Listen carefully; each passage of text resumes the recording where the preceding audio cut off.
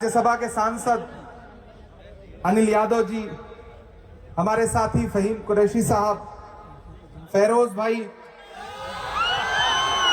उस्मान अल हाजरी साहब, अजमत हुसैनी साहब, उबैदुल्ला कोतवाल साहब, खुसरो बियाबानी साहब, आमिर अली साहब, आपके एमएलसी दीपक जॉन जी, उस्मा शाकिर जी, जफर जावेद साहब, शेख अकबर जी, खालिद सैफुल्ला, अहमद खान जी, जीनल गाला जी, सैयद अर्जुमन साहब, और इस पूरे कार्यक्रम में डे वन से पूरी शिद्दत से लगे हुए जो ख्वाजा बिलाल साहब। हम करें बात दलीलों से तो रद्द होती है, हम करें बात दलीलों से तो रद्द होती है, उनके होठों की खामोशी भी सनद होती है, कुछ न कहने से भी छिन जाता है एजाज़े सुखन, जुल्म सहने से भी जालिम की मदद होती है।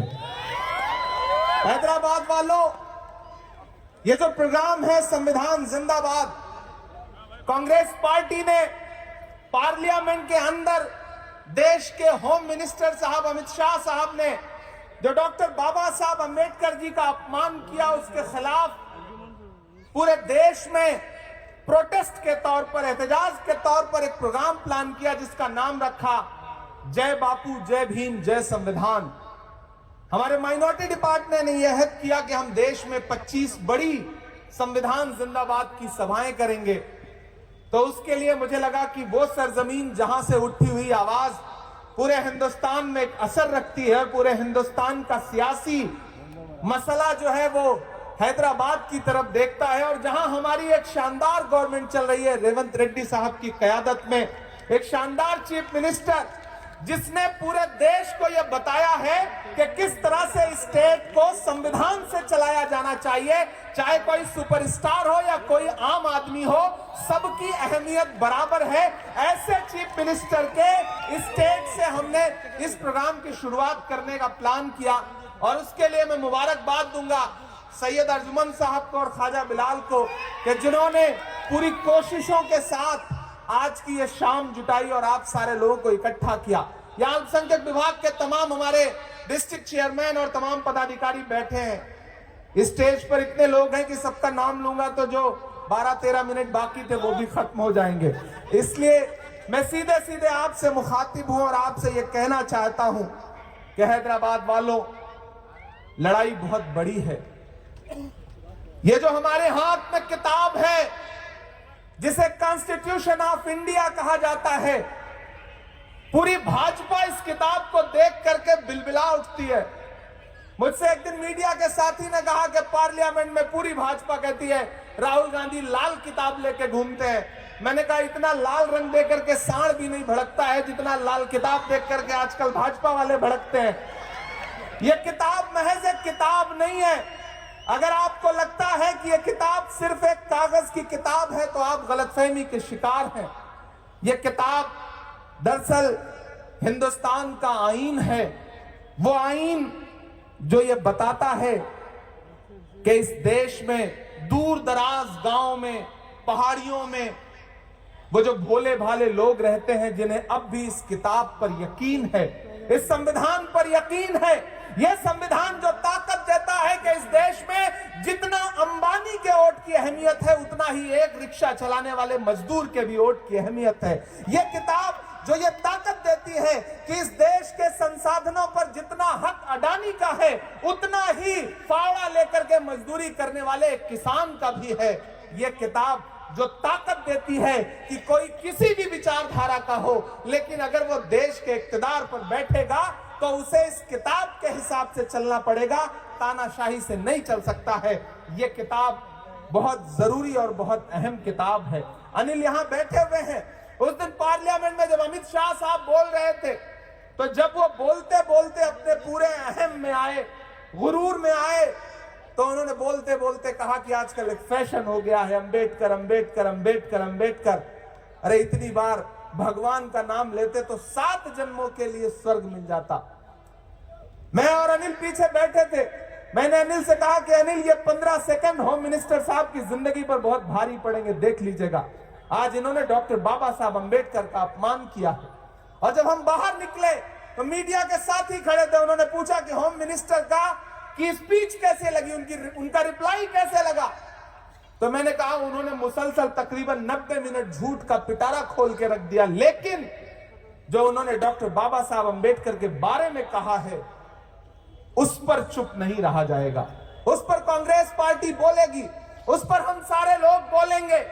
जब अहले खिरत की बातों पर कुछ जाहिल शोर मचाते हो, जब बुलबुल हो तस्वीरें चमन और कौवे गीत सुनाते हो, जब चिड़ियों के इन घोंसलों में कुछ सांप उतारे जाते हो, जब माली अपने गुलशन से खुद हाथ से आग लगाते हो, उस हाल में हम दीवानों से तुम कहते हो खामोश रहो।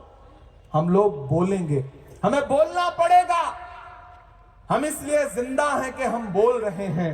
दुनिया किसी गूंगे की कहानी नहीं लिखती। मैं राहुल गांधी जी के साथ सियासत करता हूं, उनके कंधे से कंधा मिला करके चलता हूं।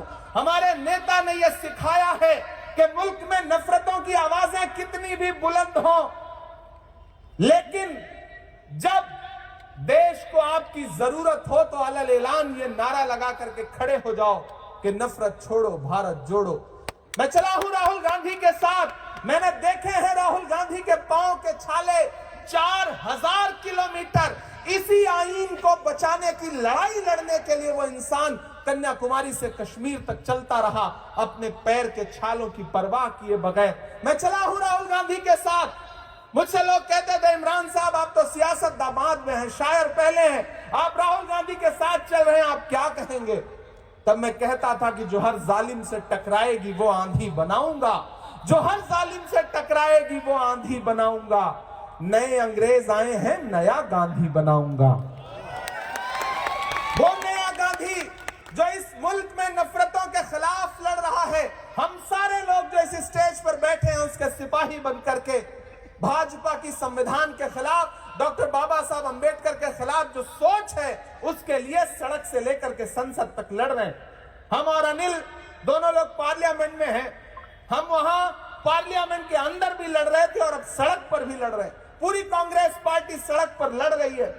हैदराबाद वालों, इस लड़ाई में मैं आपको शामिल करता हूं। आज बहुत ज्यादा तकरीर का वक्त नहीं है, लेकिन आपसे बस ये कहने आया हूं कि इस दौर में खामोश रहने से काम नहीं चलेगा।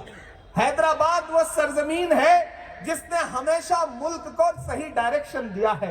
हैदराबाद से उठी हुई आवाजें पूरे देश में एक असर रखती हैं। यहां चलने वाली हुकूमत एक इंसाफ पसंद हुकूमत है, और मैं तो रेवंत रेड्डी साहब को इस बात के लिए भी मुबारकबाद दूंगा कि उन्होंने ड्रग्स के खिलाफ जो कैंपेन चला रखी है वो मुबारकबाद की मुस्तहक है, और उसके लिए पूरे मुल्क में लोगों को खड़ा होना चाहिए। मैं अभी पिछले दिनों एक मिनिस्ट्री की मीटिंग में था, स्टैंडिंग कमेटी की, मैंने वहां भी आवाज उठाई कि जिस तरह से तेलंगाना के चीफ मिनिस्टर ड्रग्स के खिलाफ कैंपेन चला रहे हैं उससे पूरे मुल्क को सीखने की जरूरत है।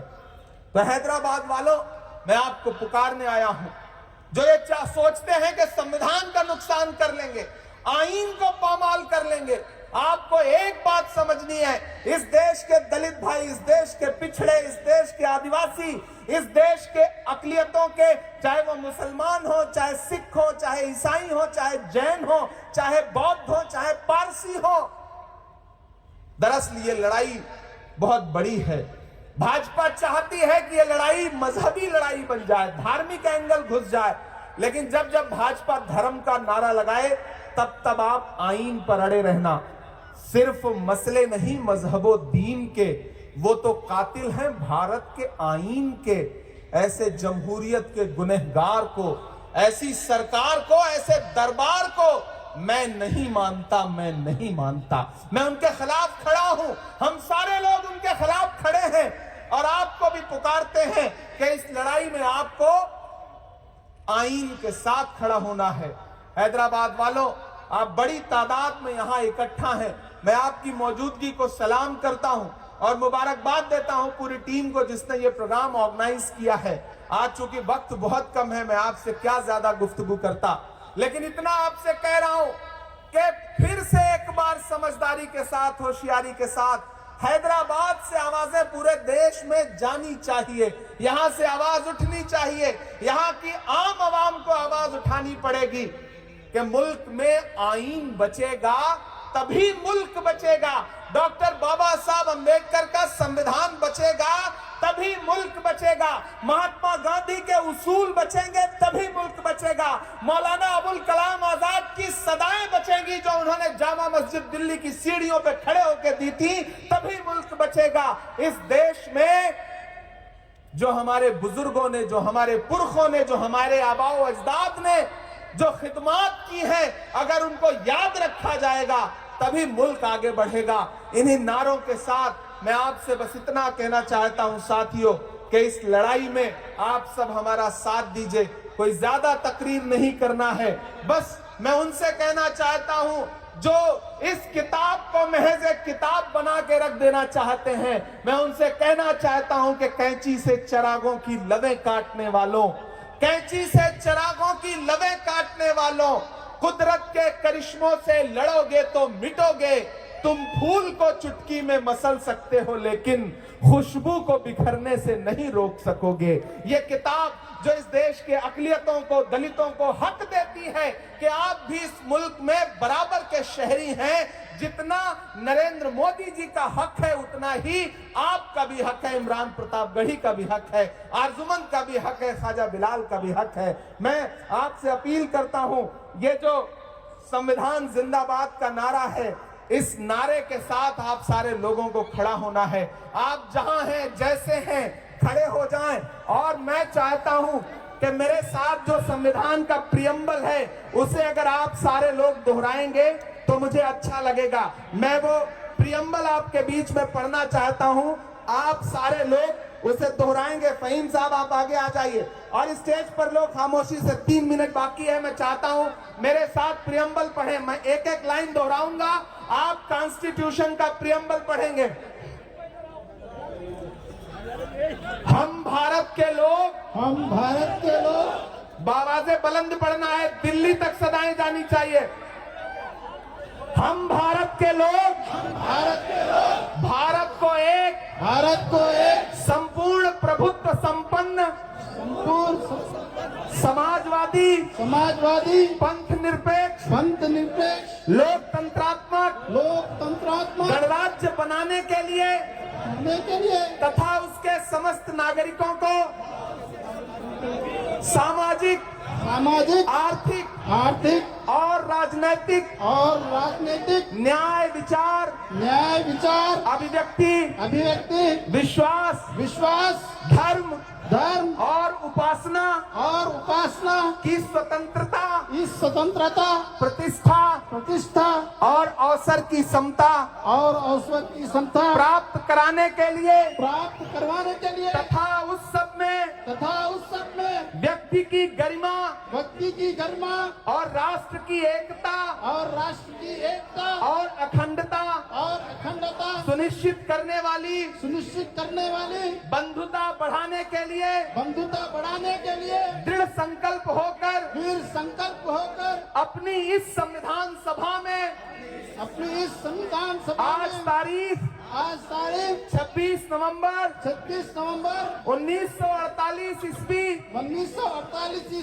को एकक द्वारा इस संविधान को अंगीकृत अधिनियमित और आत्मार्पित करते हैं। ये संविधान का प्रियम्बल है जो संविधान में लिखा है, जो हमें बराबरी का हक देता है। मेरे साथ नारा लगाइएगा, संविधान जिंदाबाद, संविधान जिंदाबाद, संविधान जिंदाबाद। बहुत शुक्रिया हैदराबाद, फिर आपसे मुलाकात होगी। इतनी बड़ी तादाद में आप सारे लोग इकट्ठा हुए, शुक्रिया, बहुत मोहब्बत। जय हिंद। इमरान भाई यही रुके।